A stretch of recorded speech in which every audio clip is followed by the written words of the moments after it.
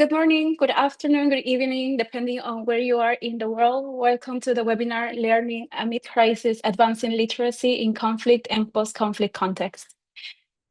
A very relevant topic for the world and for our GAL community, considering the current context. So thank you so much for joining us today and for being on time for this important webinar. My name is Sara Costa from the Quality Learning Ecosystems teams here at the UNESCO Institute of Lifelong Learning, and I am very pleased to start this webinar.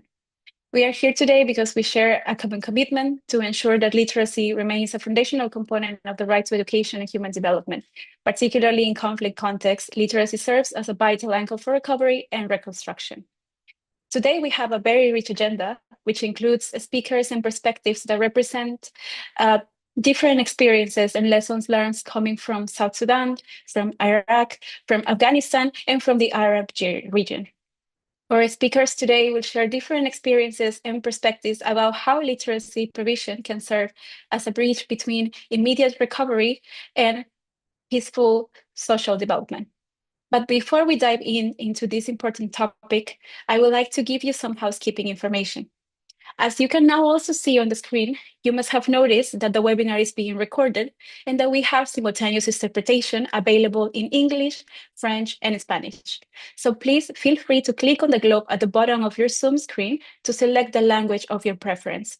We encourage you to engage with the speakers using the Q&A box, which you can also find in the bottom part of your Zoom screen. Please share your questions and thoughts there. And if you have any specific questions directed towards one speaker, please indicate that so the speaker can know and answer to your question. Also, keep an eye on the chat. While the speakers are presenting, we will be sharing important links and resources in all the languages of this webinar. So, with no further housekeeping information, it is my pleasure to invite Ms. Rahat Sholdashelieva, team leader of the Quality Ecosystems Program at the UNESCO Institute of Lifelong Learning, to give the opening remarks. Rahat, please, the floor is yours.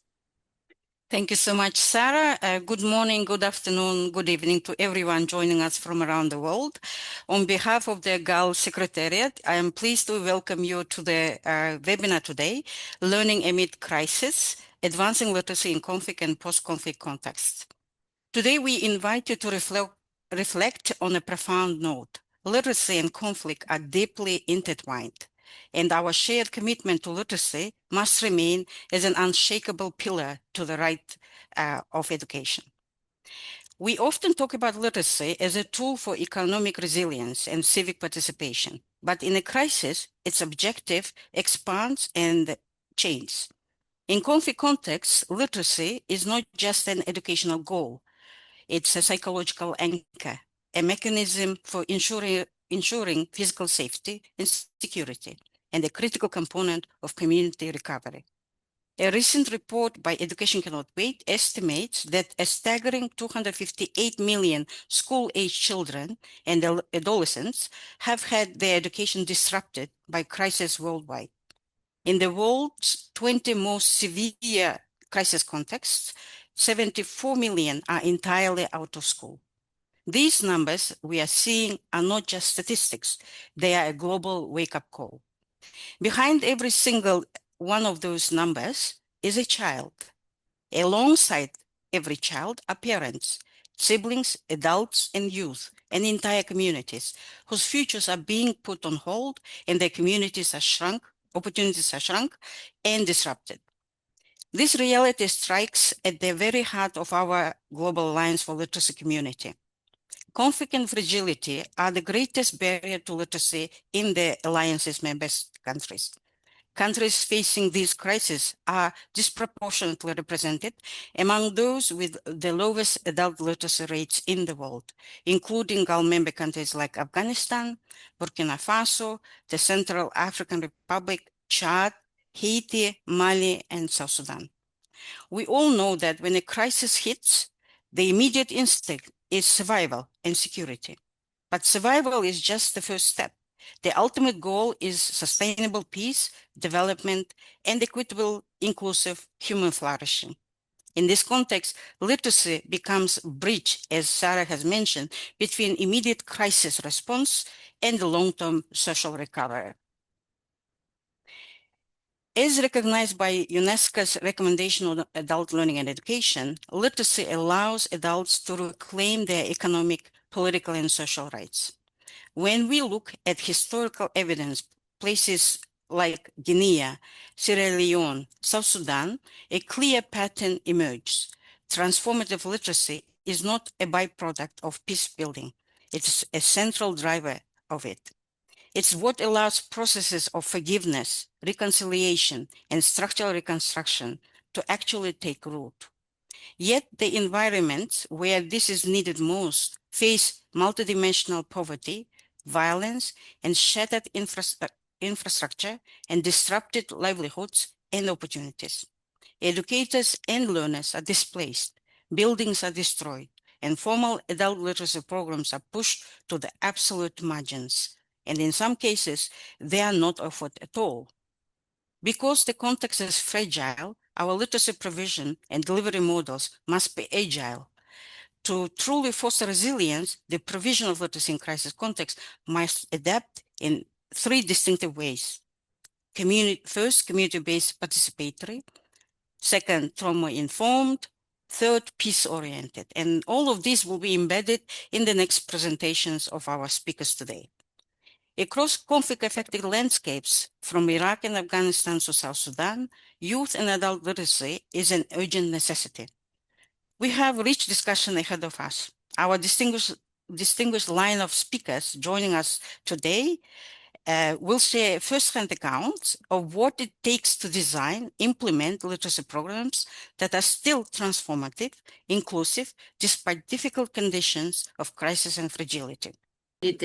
Leur analyse va nous aider à comprendre non seulement comment maintenir l'apprentissage en vie, mais comment l'utiliser pour reconstruire la confiance, améliorer les modes de vie et ancrer la récupération à long terme. J'aimerais étendre mes profonds respects aux intervenants et leurs facilitateurs pour offrir leurs perspectives aujourd'hui. Et je pense que la session va être très intéressante. Merci beaucoup. C'est à vous, Sarah. Merci, Rakat. Vous avez dressé le tableau de ce webinaire et comment l'alphabétisation est liée au conflit. Maintenant, c'est à ma collègue Sarah El-Akkar, responsable de l'unité d'éducation, bureau de l'UNESCO Ramallah, qui va être la modératrice de cette session et nous guider vers les interventions. Donc, Sarah, c'est à vous. Merci beaucoup. Et bon après-midi à nos collègues dans le monde entier. C'est un plaisir de modérer la discussion d'aujourd'hui sur avancer l'alphabétisation dans des contextes de conflit et post-conflit. Comme Rakat l'a dit, l'alphabétisation va au-delà de savoir lire et écrire. Cela invite les personnes à penser les conflits différemment et comment alphabétiser lorsque les écoles sont sous pression. Des approches innovatrices basées sur les communautés et les partenariats forts sont essentiels pour garantir que l'apprentissage continue et qu'il puisse atteindre ceux qui en ont le plus besoin. Ce webinaire rassemble 4 perspectives sur ce défi et ensemble, elles donnent une analyse de la façon dont les programmes d'alphabétisation sont adaptés et soutenants dans certains des contextes du monde les plus difficiles. Nous avons de la chance d'être rejoints par 4 intervenants éminents. Premièrement, Samuel Delmarié, directeur général des systèmes éducatifs alternatifs, ministre de l'Éducation générale et de l'enseignement Soudan Sud, va partager l'expérience de son pays en étendant l'alphabétisation à des programmes d'éducation alternatifs. Deuxièmement, professeur Matal Abdullah Al-Azawi qui partagera ses expériences en Irak et l'éducation pour adultes dans un processus de reconstruction après un conflit. Ensuite, Ajan Yousefi, du bureau de l'UNESCO en Afghanistan, qui présentera ce que son bureau a fait pour soutenir l'alphabétisation des jeunes et des femmes dans les communautés en Afghanistan. Et pour finir, Dr Fatima Reis, DG adjointe Centre régional de l'UNESCO pour la qualité et l'excellence en éducation, sont des programmes d'éducation dans des situations de conflit. Chaque intervenant prendra 6 à 7 minutes, donc nous encourageons les participants à nous envoyer des questions et nous allons traiter autant de questions possibles au cours du débat après les présentations. Nous allons commencer avec notre premier intervenant, Samuel Dembarié, du ministre de l'Éducation générale et de l'enseignement Soudan Sud. Donc, je vous invite à réfléchir au sujet des questions suivantes. Tout d'abord, avec des taux d'alphabétisation qui sont bas, avec beaucoup d'apprenants qui restent en arrière, comment le Soudan Sud a-t-il utilisé des pistes d'éducation alternatives pour étendre l'alphabétisation des jeunes et des adultes? Et deuxièmement, comment le gouvernement adapte-t-il les programmes d'alphabétisation pour répondre aux défis actuels, notamment les réfugiés et les problèmes liés au climat? C'est à vous. Thank you very much. Merci beaucoup.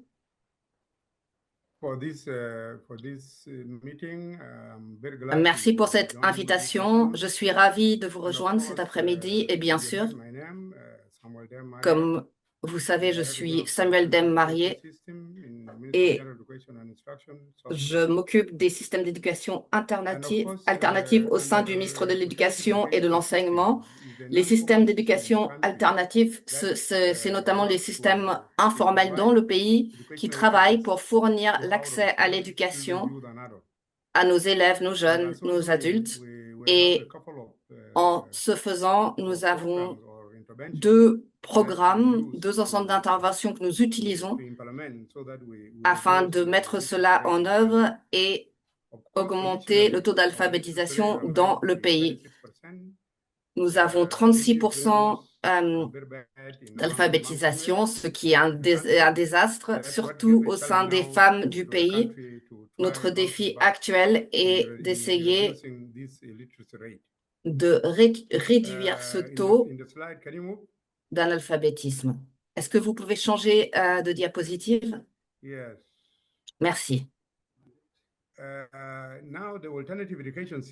À présent, les systèmes d'éducation alternatifs ont un mandat gouvernemental pour fournir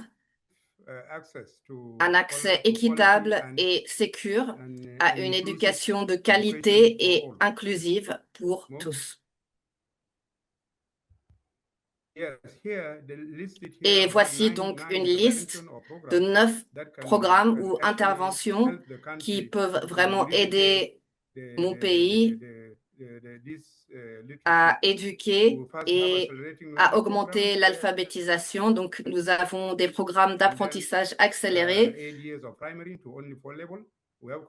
pour tous les niveaux d'apprentissage, des écoles communautaires pour filles de l'âge de 8 à 12 ans pour des communautés qui ne bénéficient pas d'écoles primaires, un programme d'éducation pastoraliste, donc dans les communautés chrétiennes le long des fleuves où il y a des professeurs mobiles qui interagissent avec les apprenants. Nous avons un programme d'éducation accélérée du secondaire pour les professeurs qui ne sont pas forcément qualifiés à l'alphabétisation. La plupart des professeurs parlent arabe, mais pas d'autres langues. Nous avons un programme d'éducation accélérée pour les enseignants du primaire, pour former des enseignants sur le tas qui n'ont pas de diplôme et pour les former pour qu'ils puissent ensuite transitionner et devenir des professeurs et donc aller à l'école normale. Ensuite, cursus d'anglais intensif, surtout qui s'adresse aux professeurs qui parlent arabe. C'est très important car cela aide les professeurs. Ensuite, alphabétisation de programmes pour adultes, pour l'apprentissage tout au long de la vie, qui aide les adultes qui ont des lacunes dans leur éducation à cause des guerres et donc pour qu'ils puissent devenir autonomes. Ensuite, alphabétisation adulte fonctionnelle pour donner à nos apprenants un développement de compétences qui est centralisé. Et enfin, les instructions radio interactives du Soudan Sud, ça a été très important dans au Soudan, même pendant le conflit, certains ont pu bénéficier d'une éducation grâce à ce programme.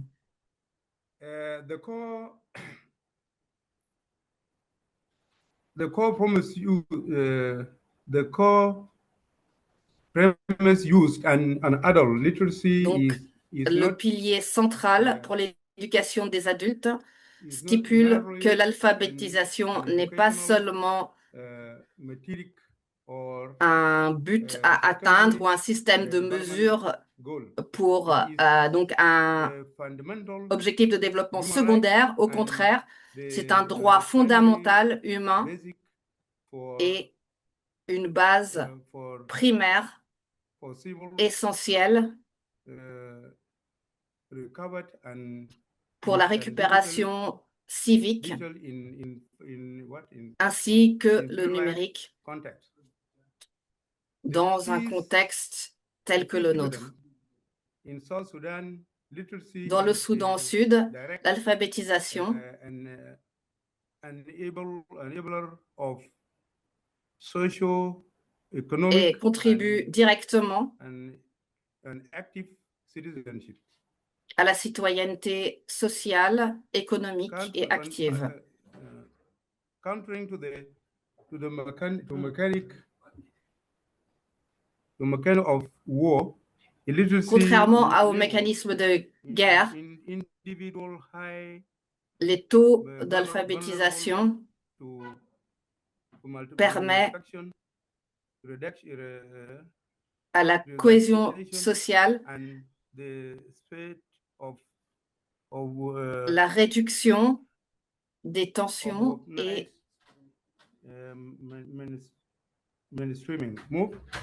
et préserve l'esprit.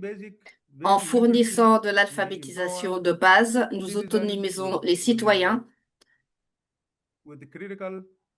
avec les compétences en pensée critique nécessaires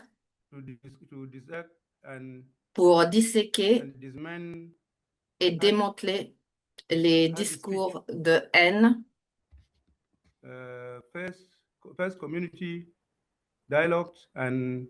pour donner naissance au dialogue entre communautés et participer activement dans les initiatives de construction de paix et de reconstruction suite à un conflit. En condensant le programme formel d'instruction dans des programmes accélérés qui permettent aux jeunes adultes et aux jeunes mères, surtout, à acquérir des compétences de base d'alphabétisation le plus rapidement possible. Nous utilisons des émissions de radio et des cours d'alphabétisation préenregistrés sur des lecteurs MP3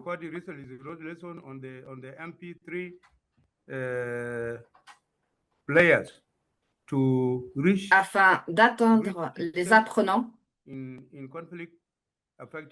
dans des zones affectées par le conflit. Nous autonomisons les communautés en mettant en place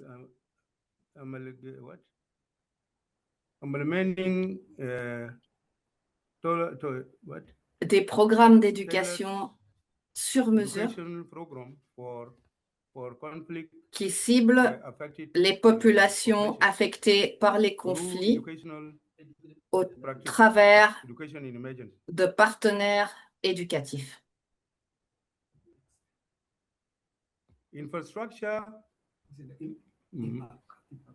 Now we look at the impact of the conflict Maintenant, nous regardons l'impact du conflit dans l'implémentation des programmes d'alphabétisation au Sud-Soudan.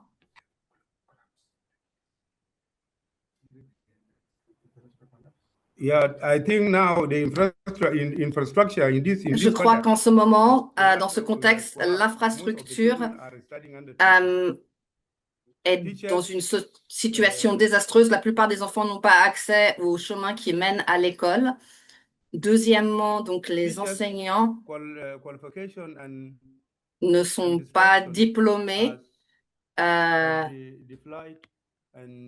Leur formation a aussi été perturbée et beaucoup ont quitté cette profession. car plus de 200 professeurs essentiels ainsi que des facilitateurs bénéficiaient anciennement de salaires et de support, de systèmes de support qui étaient précédemment ancrés et garantis par la Banque mondiale. Et ensuite, le cloisonnement des programmes d'apprentissage alternatifs. Donc, nous n'avons pas beaucoup de temps. Donc, est-ce que vous pouvez juste passer à vos conclusions avant de passer au prochain intervenant parce que nous ne bénéficions plus d'assez de temps? Merci. Merci beaucoup. Donc, pour conclure, j'aimerais dire au public qu'au Sud-Soudan, dans ce contexte de conflit, en ce moment, nous faisons face à de nombreux défis et parmi les adultes, les jeunes, les adolescents, les femmes aussi sont très affectées et par conséquent, les programmes que j'ai présentés tentent d'aider notre population pour qu'ils puissent reprendre le chemin de l'école et qu'ils aient les outils à disposition pour apprendre. C'est pour ça que nous avons des interventions dans de nombreux contextes différents, notamment dans des zones où il n'y a plus d'école. Et c'est pour cette raison que le pays a mis en place tous ces programmes alternatifs. Le problème aujourd'hui, c'est que nous manquons de soutien en matière de financement pour assurer la continuité de tous ces programmes. C'est pour cela que nous sommes toujours à 37% de taux d'alphabétisation et qu'il y a de nombreuses personnes, 8 millions dans le pays, de personnes qui devraient aller à l'école et qui n'y vont pas. Merci beaucoup, Monsieur Demmarié. Vous avez partagé votre perspective de votre pays et l'importance d'utiliser des chemins flexibles et de systèmes de réaction alternatifs pour maintenir les opportunités, surtout en contexte de crise. Cela nous amène à notre prochaine intervenante, Dr Matal Abdouda Al-Zawi de la Maison arabe pour l'éducation des adultes et le développement en Irak, qui nous donnera sa perspective d'éducation dans une situation de post-conflit. Docteur, j'aimerais que vous pensiez aux deux prochaines questions. Premièrement, comment les approches innovantes comme les facilitateurs communautaires ou les arrangements flexibles ainsi que les outils numériques, comment tout cela aide à augmenter l'accès à des programmes d'alphabétisation dans une situation de post-conflit et quelles sont les conséquences que vous observez? Deuxièmement, comment les approches spécifiques centrées sur le trauma sont-elles intégrées et à quels défis les éducateurs doivent faire face en faisant l'équilibre et en composant avec la réalité des livraisons et des objectifs du programme? C'est à vous. Bonjour à tous. Je suis le docteur Al-Zawi et j'aimerais vous parler des approches innovantes qui contribuent à l'amélioration de l'accès à l'éducation et le soutien de celui-ci qui est essentiel pour le succès des programmes d'alphabétisation après les conflits. Les conflits et les crises auxquelles l'Irak a dû faire face ont mené à des défis significatifs dans le secteur d'éducation, comme les taux d'alphabétisation, le manquement de participation scolaire et la mise au banc de certains groupes sociaux, notamment les jeunes adultes. Ces défis posent le cadre d'éducation plus flexible et l'engagement de la communauté qui apporte un soutien actif qui mène à l'intégration des apprenants dans le processus éducatif et l'amélioration de leur opportunité. Nous allons nous focaliser sur deux choses: les approches innovatrices, la réaction au trauma et les défis auxquels les enseignants doivent faire face dans ce cadre éducatif.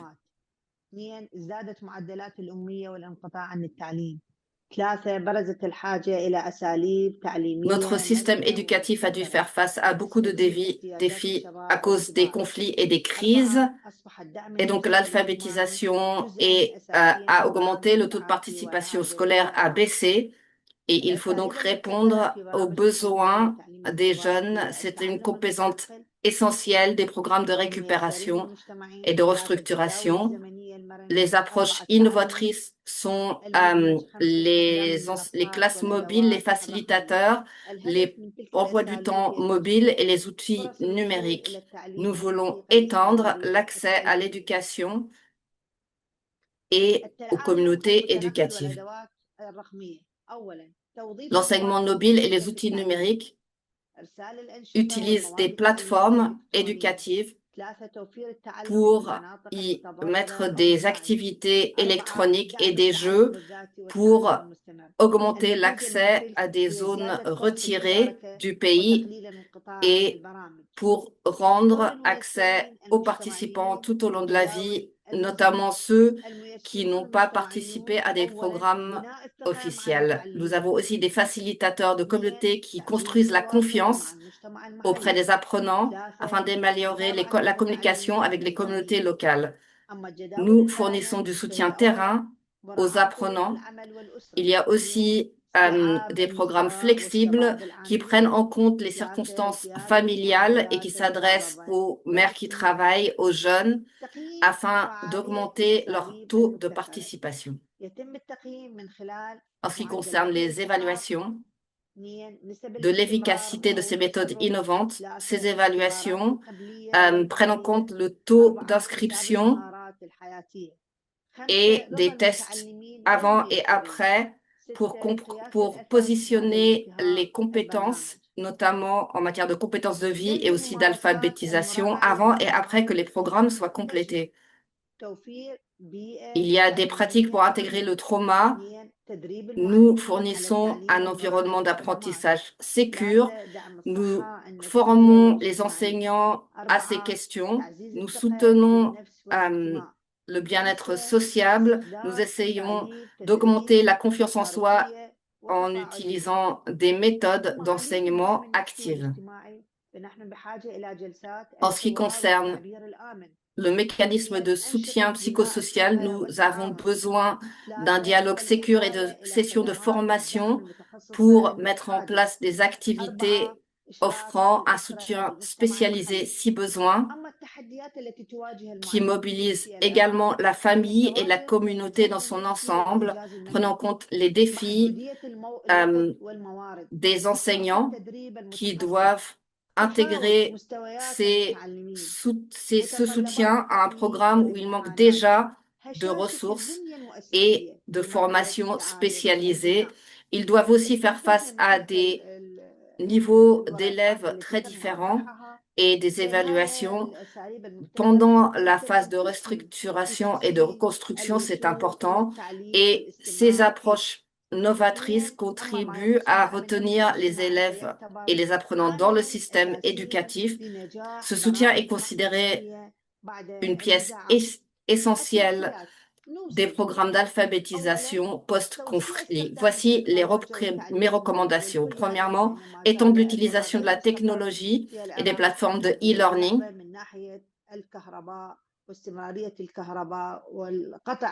Prenant en compte les problèmes d'électricité et les services au quotidien, nous recommandons que la technologie doit être utilisée aussi pour former les enseignants à des pratiques prenant en compte le trauma. 3, renforcer les partenariats public-privé, notamment dans les systèmes d'évaluation, prendre en compte les circonstances des apprenants, augmenter l'investissement dans les campagnes d'éducation pour adultes. Il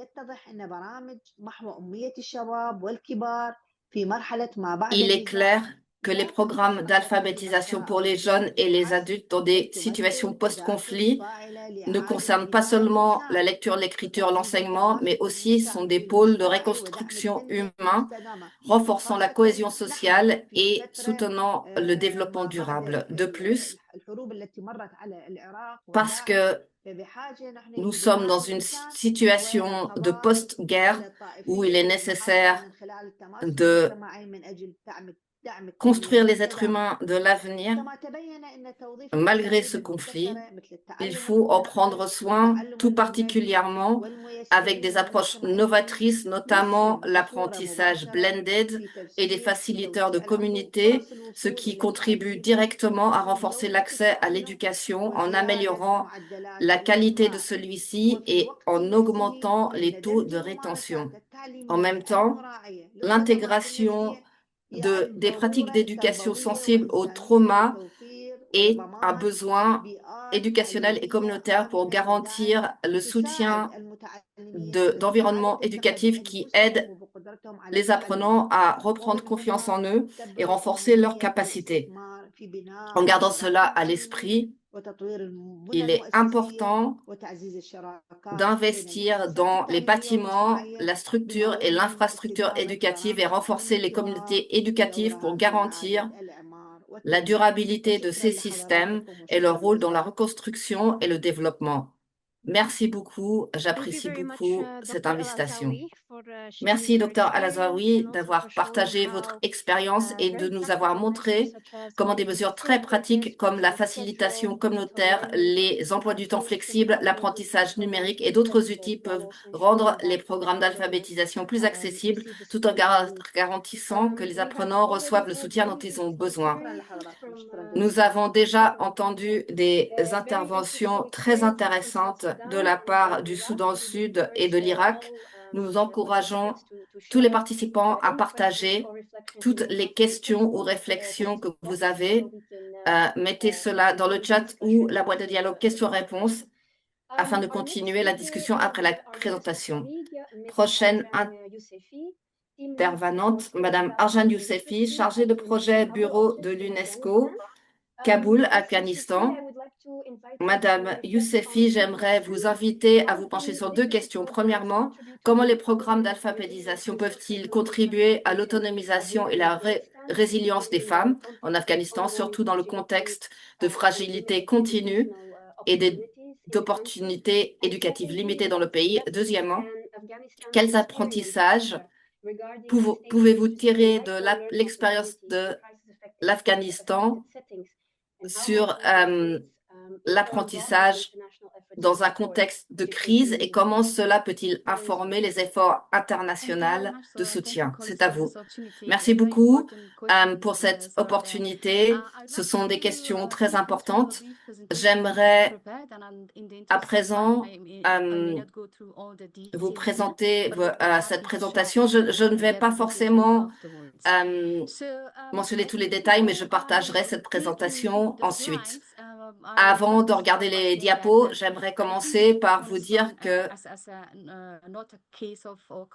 pour moi, l'Afghanistan, ce n'est pas qu'un contexte de besoin, c'est aussi un exemple, l'exemple de circonstances et d'opportunités pour que nous puissions en tirer des conclusions mondialement pour assurer l'alphabétisation et la formation des apprenants dans notre pays. Dans le cas de l'Afghanistan, ce n'est pas seulement une compétence technique, l'alphabétisation est liée à la dignité des gens et leur capacité à avoir une vie qui a du sens malgré des circonstances très difficiles, surtout dans le contexte actuel. Lorsque nous parlons des défis de l'alphabétisation en Afghanistan, j'aimerais vous montrer des données brutes. Donc, prochaine diapo, s'il vous plaît. Comme Rakat a dit dans son introduction, l'Afghanistan est un des pays avec les taux d'alphabétisation les plus bas dans le monde. Comme vous voyez ici, il n'y a que 37,3% des adultes qui sont alphabétisés et parmi les femmes, ce chiffre est encore plus alarmant. Il n'est que de 22,6%. De plus, comme la plupart d'entre vous savent peut-être l'Afghanistan est le seul pays au monde où l'accès des hommes et des femmes, l'accès, à l'éducation des filles est interdit par l'administration actuelle. Et aujourd'hui, cela fait 1740 jours depuis que les filles avaient le droit d'aller à l'école au-delà de la 6e et environ 1282 jours depuis que les femmes ont perdu accès à l'éducation universitaire. Je crois que cela est séparé de l'alphabétisation, mais cela façonne l'avenir de l'alphabétisation dans le pays et rend les structures communautaires plus urgentes qu'avant. Je pense que selon ces problèmes d'analphabétisme, il y a un problème urgent à adresser, mais c'est pour vous montrer que l'alphabétisation fait partie de nos priorités au sein du pays, régionalement et mondialement aussi. Lorsque l'on parle de l'alphabétisation et de sa relation envers les conflits, pour nous, c'est en quelque sorte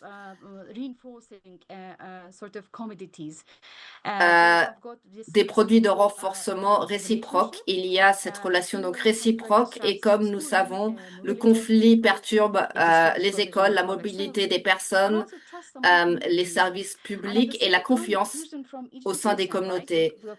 Cela exclut les personnes de l'éducation car le conflit empêche les élèves d'accéder à l'éducation et le manque d'éducation crée des tensions au sein des communautés et des fractures sociales au sein des communautés. C'est pour ça que l'analphabétisme est une compétence essentielle et donc savoir lire et écrire permet aux gens de contribuer à l'économie du pays, mais il y a aussi un impact plus large sur la société et le pays en général. Pour répondre à certains besoins sur le terrain, l'UNESCO en Afghanistan a été actif pour fournir l'alphabétisation depuis longtemps. Cela fait plus de 20 ans, 2 décennies que l'UNESCO soutient l'alphabétisation en Afghanistan. Et je pense que cette présence sur le long terme est très importante, cette présence de l'UNESCO, parce que il est impossible, avec des interventions à court terme, de nous attaquer à des défis tellement chroniques et tellement inscrits sur le long terme. Il faut un soutien soutenu aux communautés et au système d'éducation avec différents chemins. Vous pouvez viser les communautés, des développements de capacités aux facilitateurs qui n'ont pas forcément beaucoup de diplômes dans les villages d'Afghanistan avec des livres de texte, des matériaux d'enseignement, de les distribuer au sein des communautés et en même temps, en parallèle à cette action terrain, nous avons aussi besoin de penser à construire des partenariats et du plaidoyer continu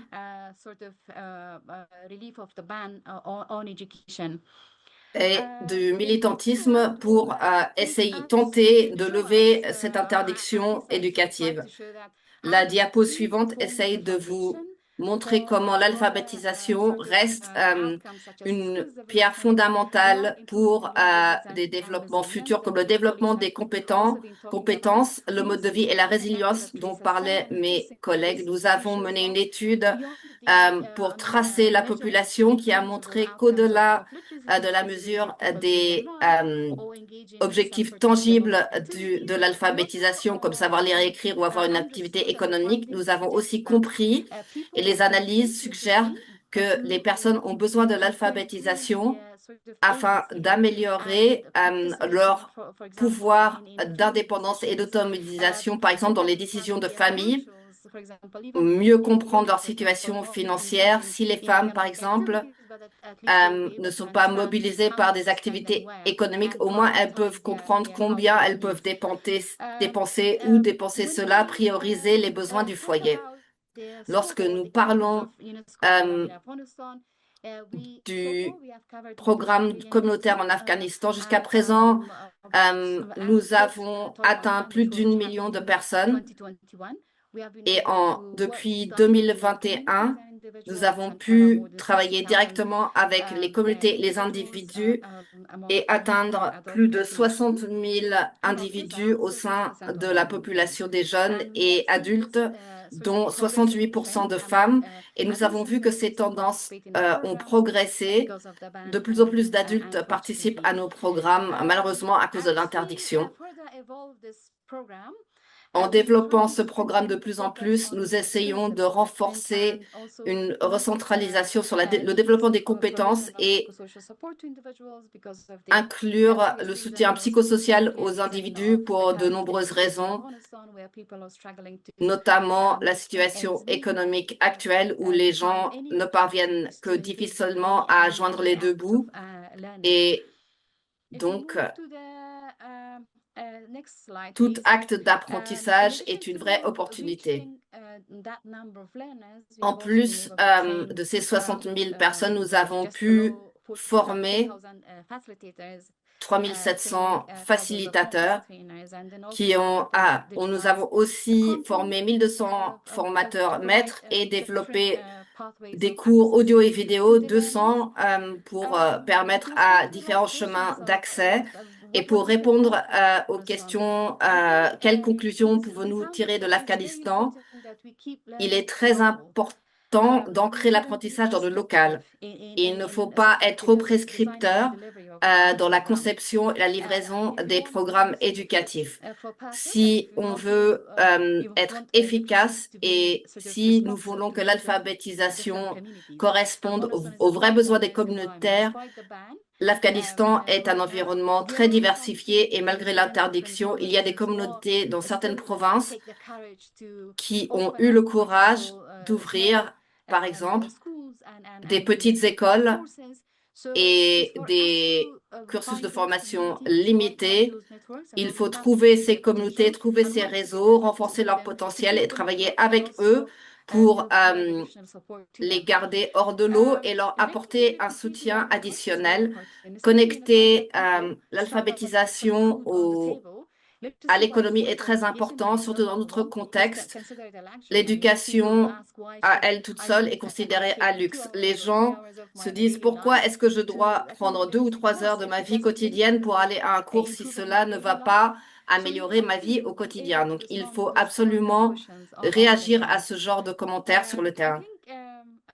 Et je crois également que tandis qu'on essaye de nous intéresser à ces besoins urgents et émergents dans des pays tels que l'Afghanistan, il faut garder en tête le renforcement et la construction des systèmes aussi, car les crises viennent et les crises repartent, bien sûr, et avec, nous l'espérons du moins, et c'est pour nous de maintenir en amont ce genre de pensée en même temps et essayer de façonner des systèmes et des directions aux côtés des projets qui sont livrés sur le terrain. Donc, pour finir ma présentation,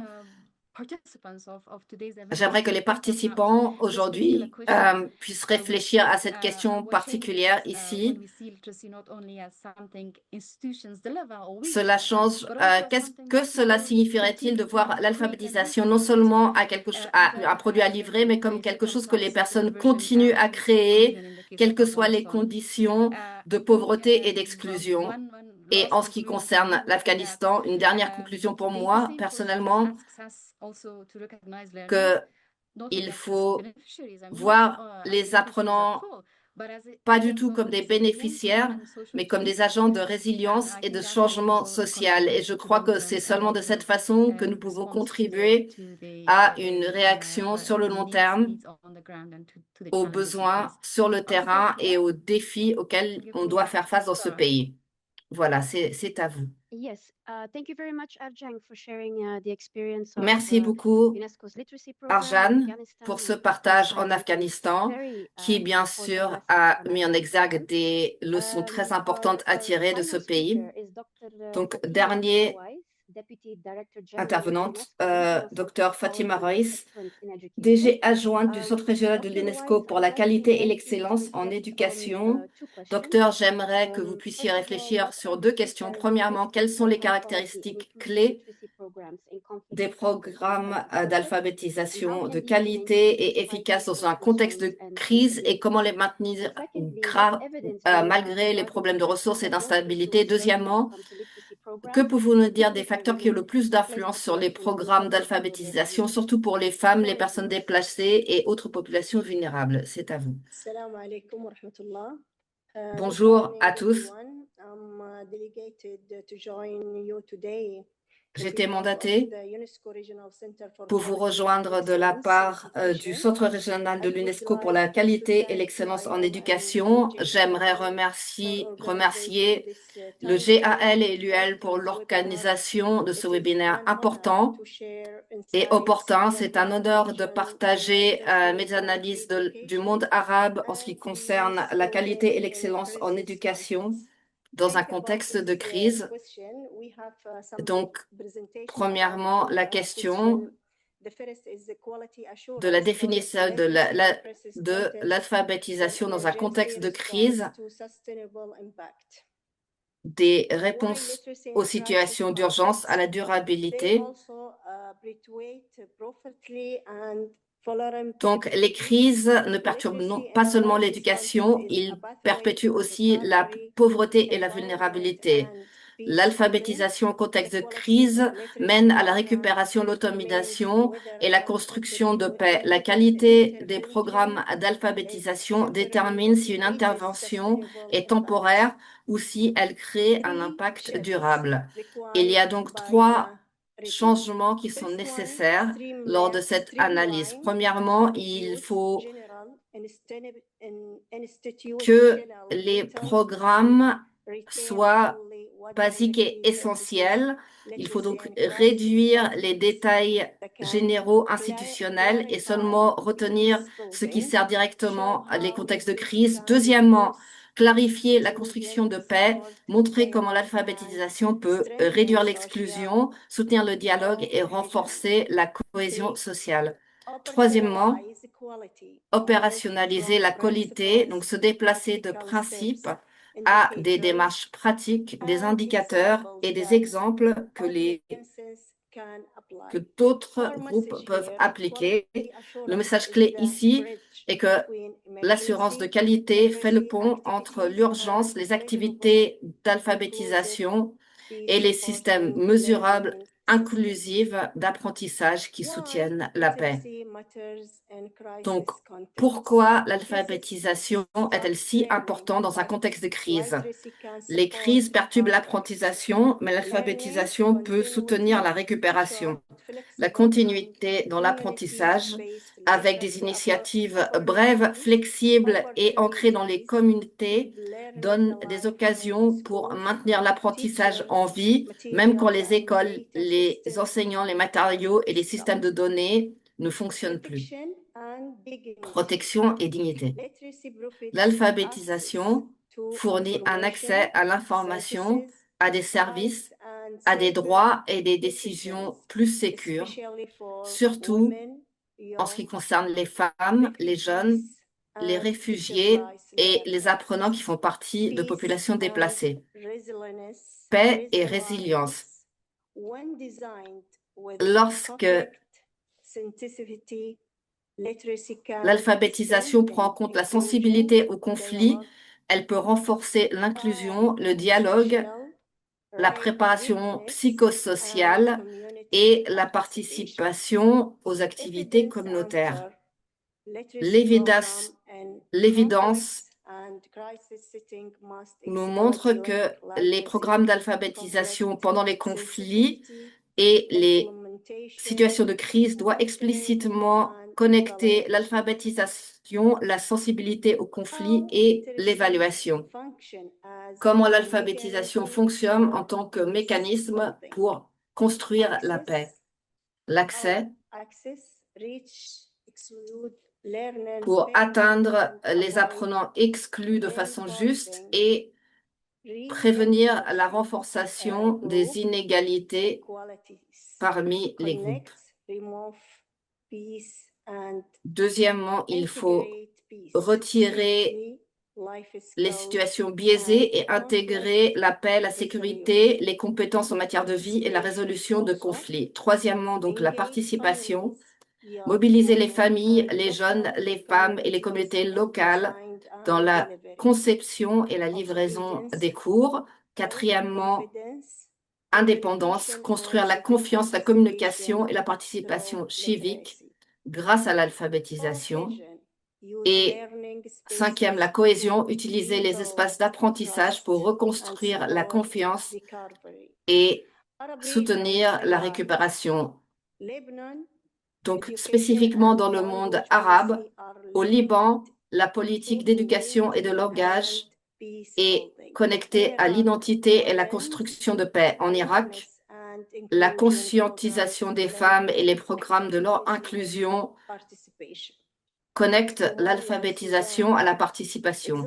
En Somalie et au Soudan, des exemples mettent en exergue des approches flexibles et distinctes pour les populations déplacées ou ceux qui ne vont plus à l'école. Il y a maintenant de nombreux programmes qui sont en œuvre dans ces pays arabes.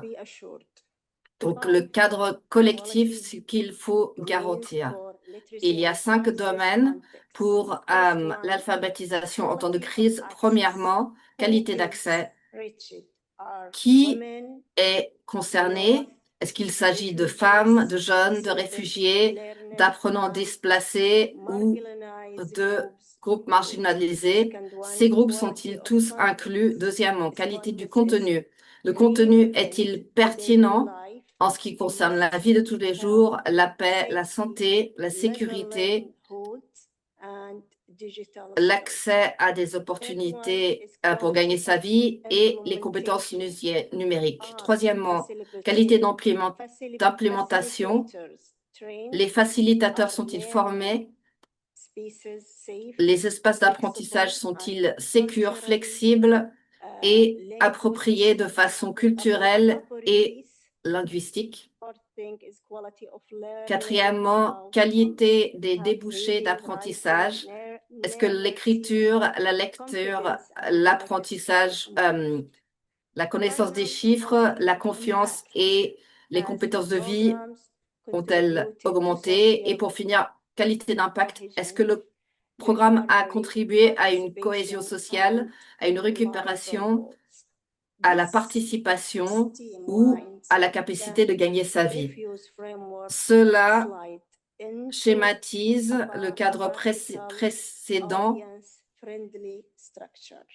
dans une structure qui peut atteindre le plus grand nombre. Comment les cadres de qualité agissent en pratique?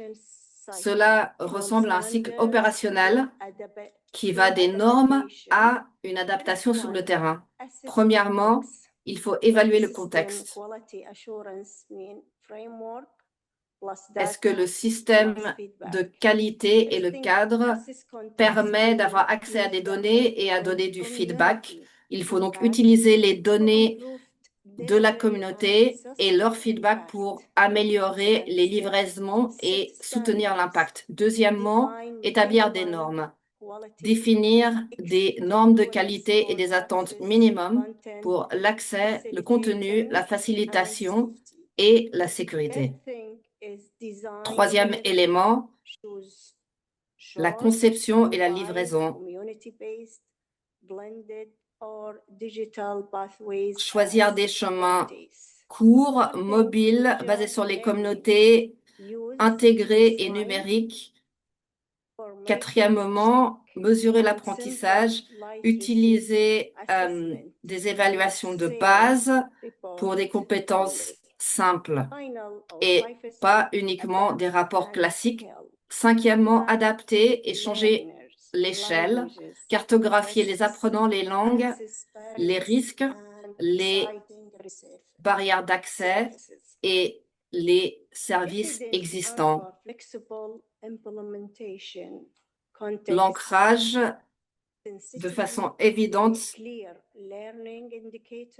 nous montre que l'implémentation flexible, la sensibilité au contexte, des indicateurs clés et les recherches sont essentielles dans des contextes instables. Cela vient de nos projets à l'UNESCO RCQE qui s'adresse à des pays en crise. Un scénario d'exemple d'application. Donc, de ce cadre, il y a beaucoup de scénarios différents. Donc, le premier de ces scénarios, soutien d'alphabétisation pour les jeunes et les femmes parmi les populations déplacées. Donc, défi de crise, une éducation perturbée, un stress psychosocial, un déplacement de population, une diversité de langage, des matériaux limités et une pression parmi les populations pour qu'ils gagnent leur vie. Donc, une réponse de qualité adaptée à ce contexte serait constituée de groupes basés sur la communauté, des modules intensifs et courts, une formation de facilitateurs locaux, des espaces sûrs, des textes pertinents au niveau local, la paix et du contenu, basé sur la paix, la santé et le mode de vie. L'évidence qui doit être recueillie, donc la participation par le groupe, des évaluations de base et de progrès, de l'échantillonnage, observation des facilitateurs, de la confiance des apprenants, le feedback communautaire, un système de référence et de continuation des chemins établis. Ce cadre n'est pas seulement une couche de bureaucratie, c'est un outil simple pour que l'alphabétisation en temps de crise soit plus sécure, plus équitable et plus facile à mesurer. Donc, il y a aussi le cadre de création d'évaluation et donc un exemple d'indicateur pour l'assurance et l'évaluation de la qualité. Donc, il y a des domaines comme l'accès, le contenu, l'implémentation, les résultats et l'impact. Je vais vous donner un exemple d'un indicateur simple et comment mesurer celui-ci. Donc, l'accès, la participation des femmes, des apprenants déplacés, des réfugiés, des jeunes et des groupes marginalisés. Donc, comment mesure-t-on ceci? Il y a l'enregistrement des données déségrégées par sexe, âge, statut de déplacement et handicap. Donc, le contenu, les matériaux n'ont pas de biais. Ils sont pertinents et comprennent des compétences pour la paix, la sécurité et la vie. Donc, c'est mesuré grâce au programme avec une checklist et le feedback. Troisièmement, implémentation. Le facilitateur démontre sa maîtrise de la pédagogie, une sensibilité psychosociale et une gestion de la salle de classe. Donc, comment mesurer cela? L'observation, les rubriques et les rapports des coachs. Ensuite, conséquences, indicateurs, amélioration de la lecture, l'écriture et les tâches fonctionnelles. Donc, c'est mesuré avec des évaluations avant, après et un portfolio apprenant. Dernièrement, impact, évidence de confiance, participation, cohésion sociale et pertinence pour les moyens pour gagner sa vie. Donc, comment mesurer cela? Groupe d'évaluation, feedback de la communauté et monitoring continu, principe d'évaluation. Donc, désolé de vous couper la parole, mais on n'a plus beaucoup de temps. Donc, est-ce que vous pouvez passer à la conclusion? J'y suis presque. Donc, ce que l'on peut ajouter, ce qui marque, donc, le cadre et les normes, les mesures, la construction de capacités et les politiques ont une importance et je crois que ce webinaire propose des variations culturelles et un chemin commun entre le GAL et l'UIL. Et je suis d'accord avec ce cadre de qualité partagée et la terminologie peut nous aider à adapter ce cadre à des crises dans le monde arabe, des crises très différentes selon le contexte. Nous avons aussi besoin d'évidence sur le terrain des apprenants et de soutien aux facilitateurs et des ressources en arabe fournies par l'UIL et le GAL. Une crise ne doit jamais constituer une raison pour laquelle l'apprentissage est interrompu. Avec l'assurance de qualité, l'alphabétisation peut mener à la dignité, l'équité, la paix, la récupération et l'apprentissage tout au long de la vie. Ensemble, l'UIL, le GAL et le RCQE de l'UNESCO peuvent se déplacer d'initiatives fragmentées vers un cadre partagé, mesurable et inclusif de qualité pour l'alphabétisation dans des contextes de crise. Merci. Merci, Dr. Royce. Je crois que c'est donc la fin des présentations. Donc, merci beaucoup à tous nos intervenants pour ces analyses pertinentes. Même si le contexte dont on parle aujourd'hui diffère de façon significative selon les pays, je pense qu'il y a des thèmes communs qui s'en dégagent après toutes ces discussions, y compris comment continuer à atteindre les apprenants dans des situations de crise et de déplacement, aussi le rôle des communautés et des éducateurs dans le soutien des apprenants, et de plus garantir que les programmes d'alphabétisation restent à la fois inclusifs et efficaces, même dans des circonstances très difficiles. À présent, c'est l'heure de la discussion et notre segment questions-réponses. Nous avons déjà reçu bon nombre de questions intéressantes de la part des participants que je vais regrouper par thème et je vais inviter nos intervenants à réfléchir sur ces thèmes. Je pense que je vais commencer avec les questions liées à l'Afghanistan. Donc, c'est pour Madame Arjan. Il y a eu des questions concernant les femmes et les filles en Afghanistan et aussi les défis du maintien aux opportunités d'apprentissage dans le contexte le climat actuel où il y a une vraie crise d'accès à l'éducation en Afghanistan. Première question.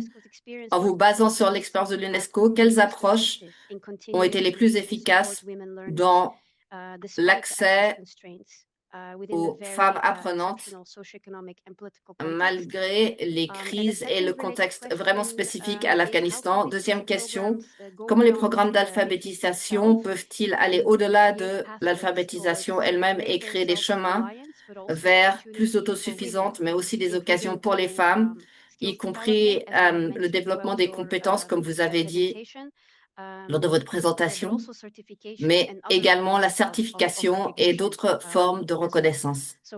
Également, on sera vraiment intéressé par vos éléments de réponse. Merci beaucoup, Sarah, et merci à mes collègues pour ces questions importantes. Je vais les adresser une par une. Premièrement, l'accès des femmes et des filles dans un contexte de restriction. Donc, l'UNESCO, en partenariat avec d'autres organisations internationales et partenaires d'implémentation sur place, nous organisons des cours d'alphabétisation au domicile des facilitateurs et des apprenantes. Comme ça, les femmes et les filles n'ont pas besoin de quitter leur maison, leur village, leur communauté.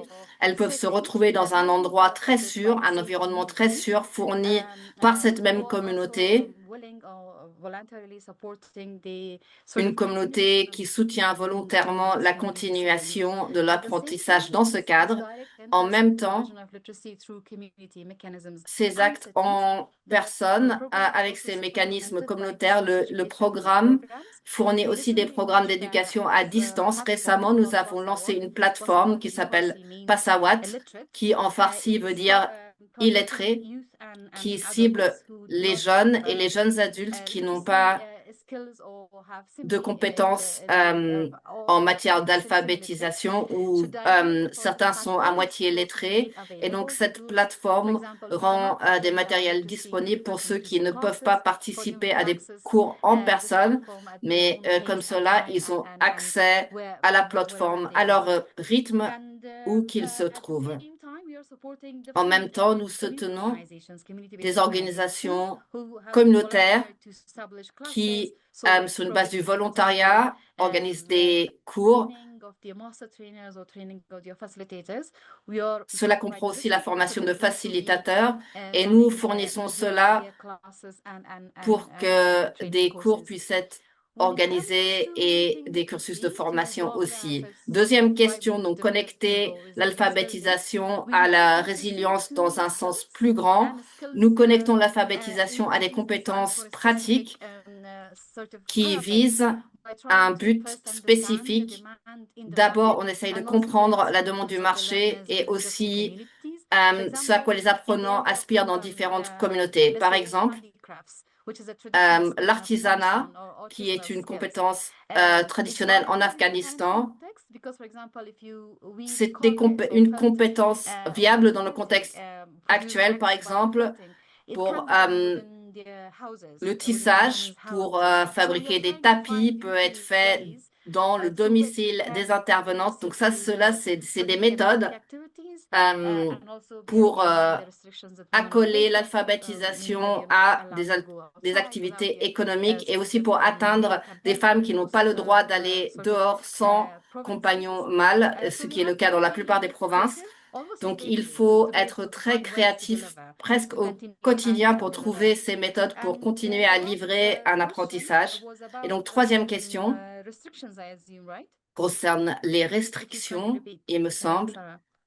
Sarah, vous pouvez répéter la question, s'il vous plaît? Sorry, I am muted. Ah, désolé, j'avais pas retiré j'avais pas mis mon micro. Deuxième question. De fait, comment les programmes peuvent-ils aller au-delà de l'alphabétisation, créer des chemins vers plus d'autonomisation pour les femmes? Et cela peut passer par une certification ou d'autres formes de reconnaissance. Oui, la certification, c'est très important car cela va permettre au déclenchement de nouveaux chemins pour les apprenants comme une nouvelle carrière ou une nouvelle activité économique. Au sein de notre programme, il y a une certification au niveau de l'alphabétisation et il y a une équivalence, un système de tests qui est comparable à l'éducation générale, notre niveau 1, équivalent au niveau 3 de l'éducation formelle. Et c'est un certificat que l'on donne à nos apprenants.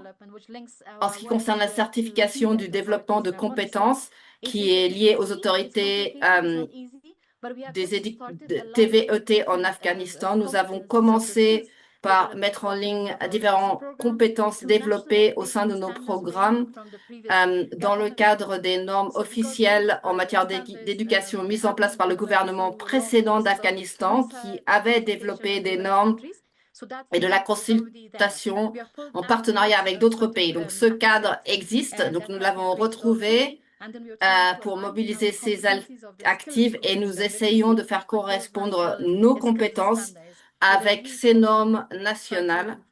Notre objectif étant aussi de trouver un système de certification et d'évaluation en collaboration avec le secteur privé. Merci. C'est excellent, merci beaucoup. Arjan, pour ces réponses extrêmement détaillées. Il y a également d'autres questions qui concernent les défis pratiques des programmes d'alphabétisation dans des situations d'urgence, de conflit ou de post-conflit. Donc, le post-conflit cela concerne surtout l'Irak et le docteur Al-Alsawi. Un participant nous a demandé comment les professeurs peuvent-ils assurer l'équilibre entre un soutien psychosocial et le besoin de continuer à développer les compétences d'alphabétisation des apprenantes. C'est lié à une question sur l'impact également de l'apprentissage mobile en Irak et la sécurité mise en place pour soutenir et protéger les apprenants et les enseignants dans ce cadre. Pouvez-vous aussi nous en dire plus sur le rôle des parents, les leaders communautaires dans le soutien des contextes de l'apprentissage dans un contexte où les taux d'alphabétisation peuvent être limités?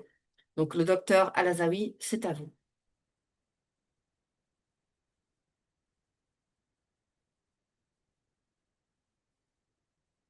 Doctor, you are muted. Docteur, il faut allumer votre microphone. Ah, désolé. السلام عليكم ورحمة الله وبركاته. Bonjour à tous, الكل à nouveau. يعلم بما تعرض له العراق من نزاعات وأزمات أدت إلى صدمات نفسية واجتماعية Donc, nous وخاصة في sommes المناطق التي تعرضت terriblement إلى conscients داعش. de ce à quoi l'Irak doit faire face à cause des conflits. Il y a des zones très endommagées et donc beaucoup d'écoles sont situées dans ces zones et il a fallu changer les attitudes.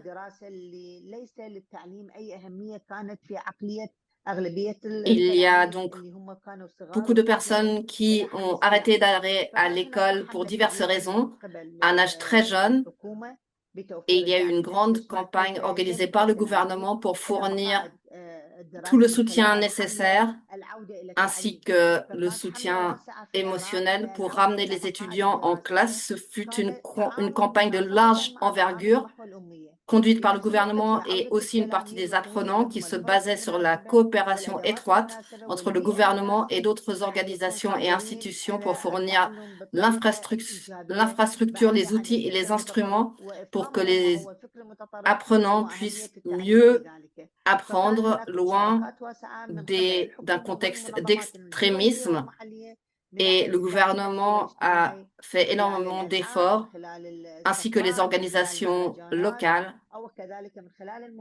pour mettre en place des activités, des festivals, des célébrations au sein des communautés, ainsi que des activités intégrées au sein de ces mêmes communautés. Ce programme a été conduit par les universités également et concernant l'amélioration des compétences de vie, entre autres programmes en Irak.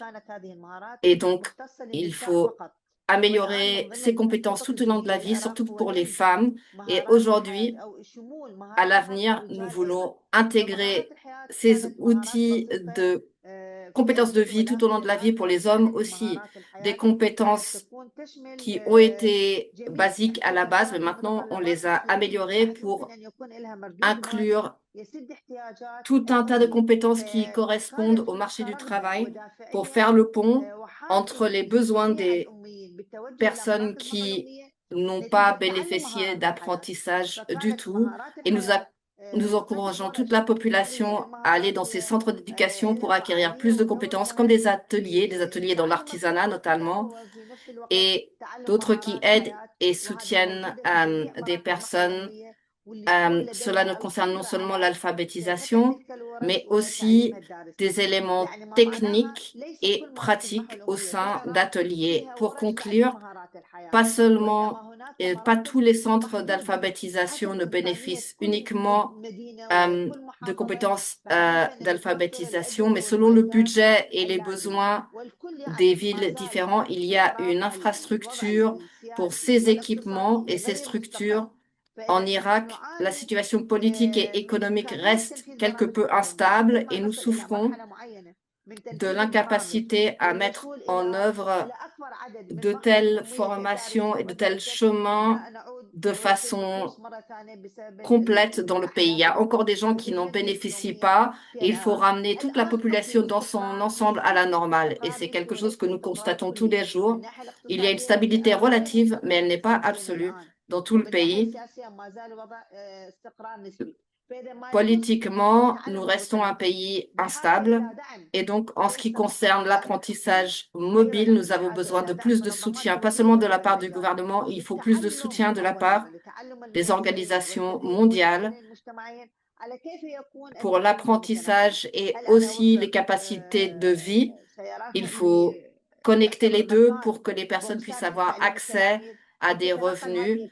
Par exemple, un apprenant peut avoir beaucoup de compétences, mais rien qui corresponde à une activité économique sur le terrain. Donc, il faut beaucoup de soutien, du soutien d'approche innovante pour nous et on aimerait en faire des structures à long terme qui intègrent l'apprentissage mobile et numérique ainsi que l'apprentissage flexible. En ce qui concerne le rôle des parents, c'est une question cruciale. Beaucoup de parents n'ont pas eu de soutien. Pourquoi?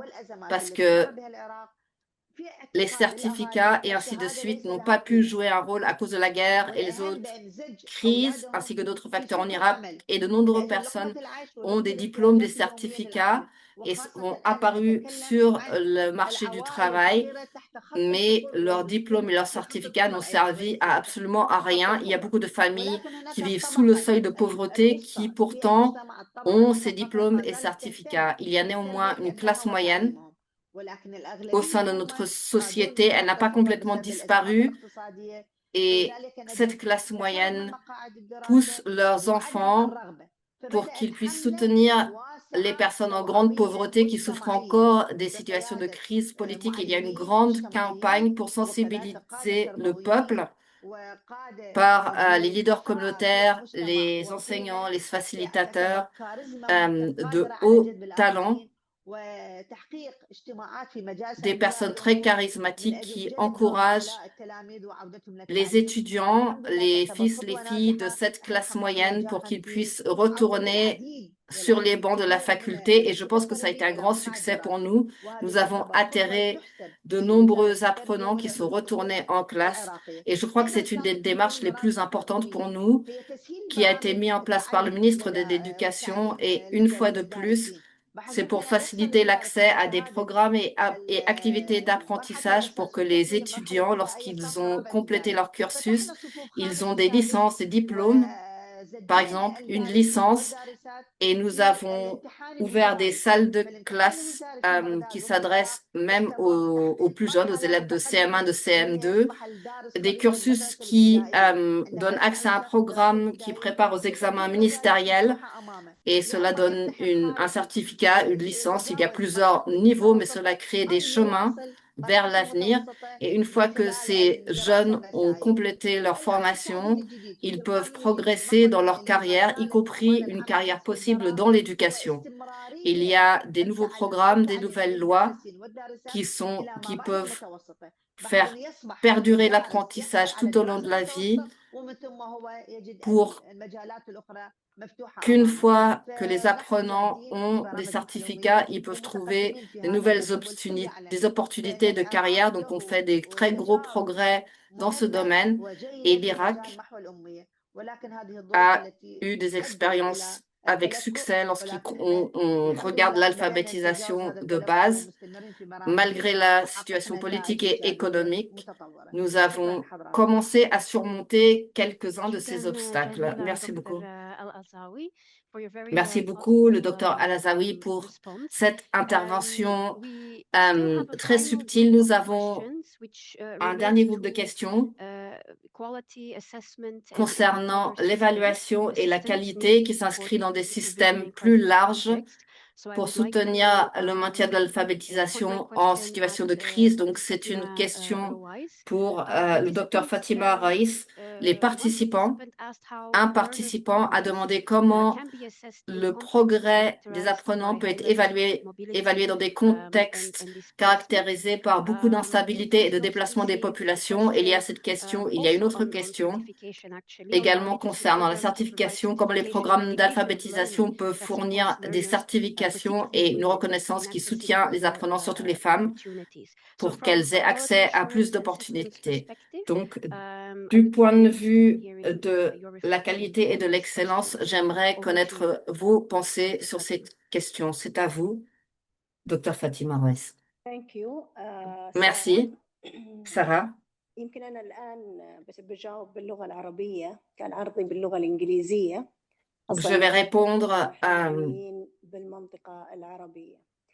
بالنسبة للسؤال اللي يتعلق En arabe, il sera plus facile de répondre à cette question en arabe plutôt qu'en anglais.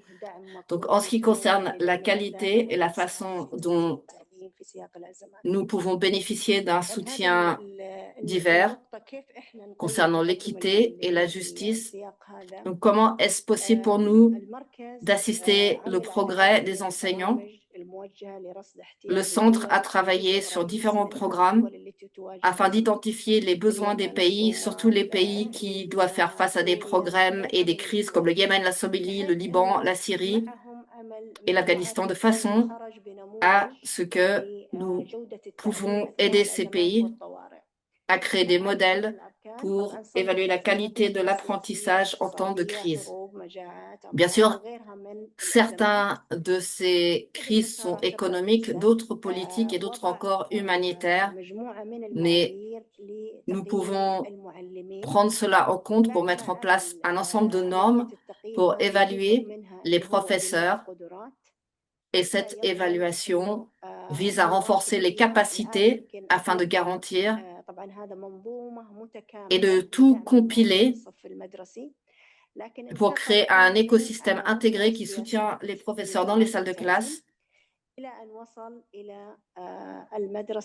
qui vont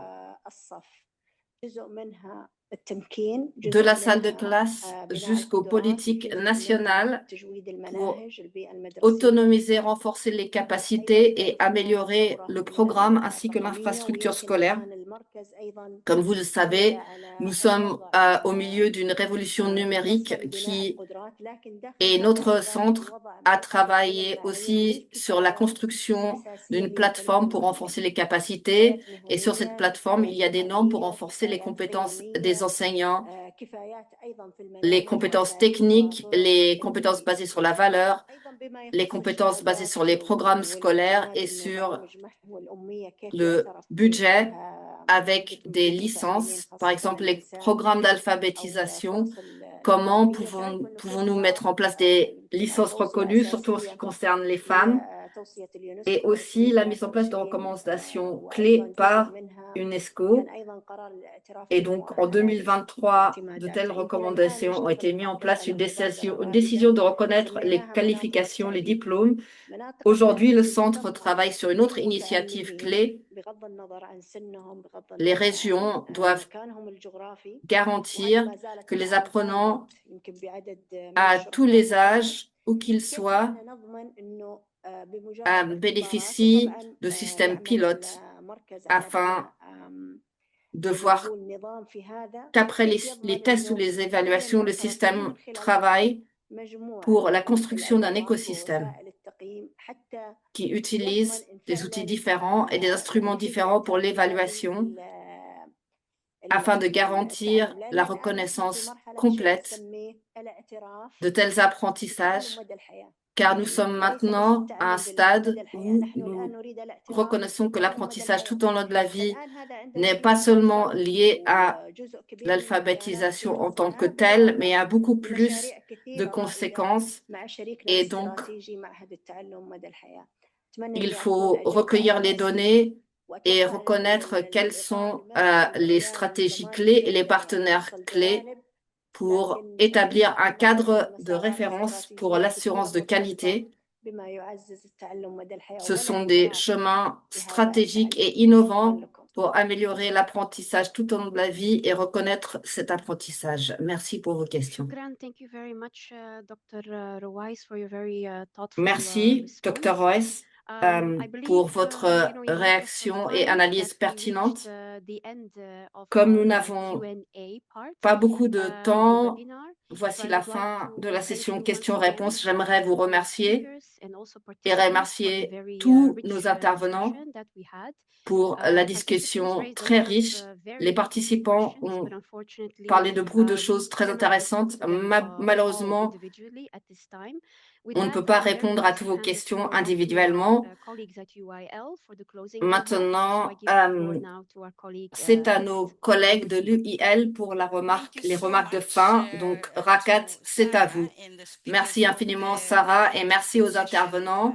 et cette session très intéressante. Tout d'abord, merci d'avoir partagé ces perspectives variées et les expériences précieuses du Sud-Soudan, Irak, Afghanistan et également des analyses et des idées de la part de nos collègues RCQE dans le monde arabe. J'aimerais remercier tous les participants pour votre participation active et la contribution pendant toute la session. J'étais ravie de voir qu'il y a eu énormément de questions. Comme l'a dit Sarah, il y a eu des questions très intéressantes, très pertinentes, et il faudra en parler. Et il faut en parler lorsque l'on parle d'alphabétisation dans des contextes de crise et de conflit. La discussion d'aujourd'hui a démontré clairement que l'alphabétisation dans des contextes de crise et de conflit va beaucoup plus loin qu'une intervention simplement technique ou le développement de talents cognitifs. C'est une pratique sociale sur le terrain et ancrée dans le droit à l'éducation. De ce point de vue, c'est une ligne de vie et un chemin vers la dignité, comme a dit notre collègue Arjan pendant sa présentation et pendant sa réponse aux questions. L'alphabétisation est une base critique pour construire les vies, les communautés et les systèmes, comme ont dit nos intervenants en Irak et dans le Soudan Sud lors de leur présentation. Grâce à ces exemples partagés avec nous aujourd'hui, nous avons appris que l'alphabétisation dans des contextes de crise ne sont pas qu'une question d'écrire des mots, mais une lecture sécure du monde entier. Et donc, c'est un espace dynamique où les individus peuvent négocier, reconstruire des entités fracturées, restaurer leur autonomisation et construire leur propre histoire. J'ai adoré la façon dont Arjan a parlé de la reconnaissance de l'indépendance et l'autonomie des apprenants au lieu de les voir seulement comme des bénéficiaires d'intervention. Plusieurs éléments clés ont émergé grâce à ces échanges et analyses de littérature et d'expérience terrain au sein de l'UL également. Lorsque l'on regarde l'alphabétisation par le prisme de la pratique sociale, il y a 2 points centraux. Premièrement, parce que les pratiques d'alphabétisation sont liées à des contextes spécifiques, nous voyons une importance critique de la flexibilité et de l'innovation dans la livraison et le soutien fourni aux apprenants et les communautés où ces programmes sont implémentés, autonomiser les fournisseurs au sein des communautés, surtout ceux qui sont issus de ces communautés eux-mêmes, et l'utilisation, la mobilisation des facilitateurs de communautés et l'utilisation de plateformes numériques low-tech. Quelqu'un a parlé de la pertinence de ces technologies et aussi des chemins d'éducation alternatifs pour garantir que les outils sont adaptés à des contextes locaux et la mobilité changeante de ces apprenants. Il faut se rappeler que dans un conflit, les apprenants, les éducateurs, tout le monde est mobile. Il faut donc les atteindre là où ils se trouvent, surtout les populations déplacées et exclues du système d'éducation formelle. Deuxième point, il faut ancrer une approche informée par le trauma dans nos pratiques. Nous avons entendu des exemples de ces pratiques en Irak, en Afghanistan, et bien sûr, cette composante de fourniture d'alphabétisation informée par le trauma doit être analysée encore plus qu'elle l'est actuellement. Qu'est-ce qui se passe dans les contextes particuliers? Et cela reconnaît que l'apprentissage n'a pas seulement lieu en isolation et ne peut pas être séparé des expériences ancrées et de la réalité d'apprenants affectés par les conflits. Il faut parler de ces questions pour en savoir encore plus au sujet des façons dont on peut gérer ces questions plus efficacement. De plus, on nous a rappelé de l'importance critique de l'alphabétisation et l'autonomisation des femmes, surtout en Afghanistan. Il y a beaucoup de questions liées à ce sujet et je pense que dans certains contextes, la loi et des lois injustes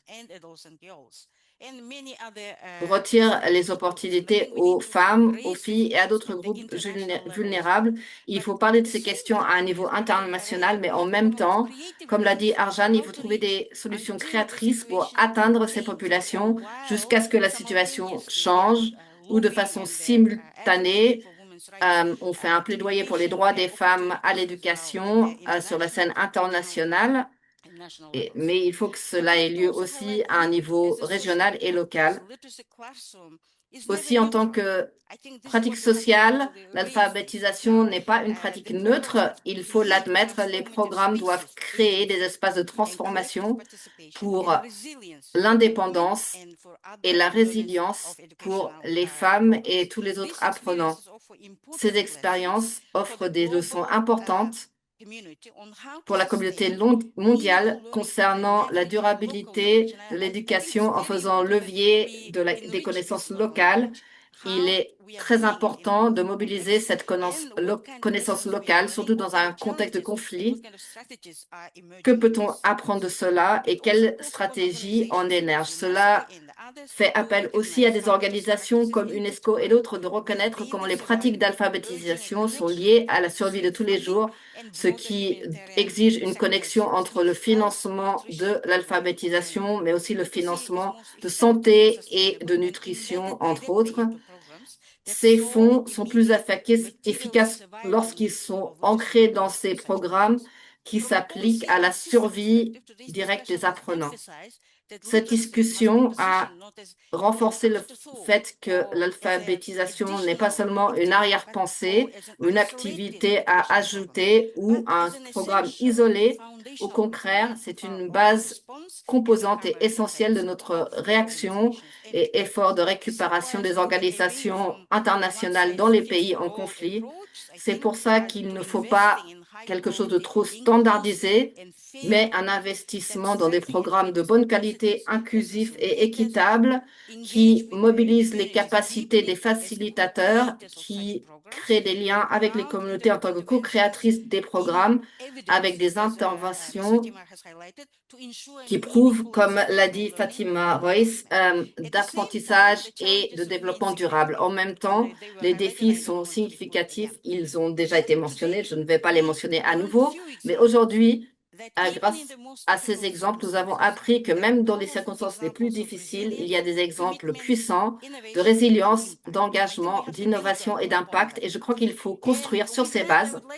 Et avec cela, pour finir, j'aimerais inviter tous les participants, y compris ceux qui étaient les intervenants d'aujourd'hui, de continuer avec cette conversation vitale sur la plateforme de l'Alliance mondiale pour l'alphabétisation. Le lien sera posté. Vous pouvez souscrire à cette plateforme et de plus, le webinaire sera disponible sur cette plateforme en tant que ressource d'apprentissage pour façonner les programmes de l'avenir. Nous espérons sincèrement que cette plateforme va encourager l'accessibilité, l'échange de pair à pair et le développement de nouveaux partenariats parmi les organisations gouvernementales et au-delà. Je suis ravie d'avoir vu ici déjà aujourd'hui des demandes de partenariat. Je vous encourage à aller sur cette plateforme, de communiquer sur cette plateforme et de mettre en place ces partenariats en échangeant directement sur cette plateforme de l'Alliance mondiale pour l'alphabétisation. Et donc, si vous avez d'autres questions qui s'adressent aux intervenants ou au secrétariat de l'Alliance mondiale pour l'alphabétisation, si vous voulez continuer avec cette discussion, si vous voulez co-organiser de tels webinaires en tant que membre ou partenaire, je vous conseille de nous joindre par mail à donc l'adresse mail apparaît à droite. Merci beaucoup de nous avoir rejoints aujourd'hui et merci à mon équipe qui a rendu ce webinaire possible. Merci à eux pour l'organisation et la planification méticuleuse et aussi merci à nos interprètes qui nous ont aidés à parler de ce sujet si important. Et j'aimerais aussi remercier donc le Centre régional d'excellence pour la traduction en arabe. Et à l'avenir, j'aimerais vous revoir bientôt. Je vous dis donc au revoir à vous tous, où que vous soyez dans le monde. Merci beaucoup. Thank you. Bye bye. Merci, au revoir.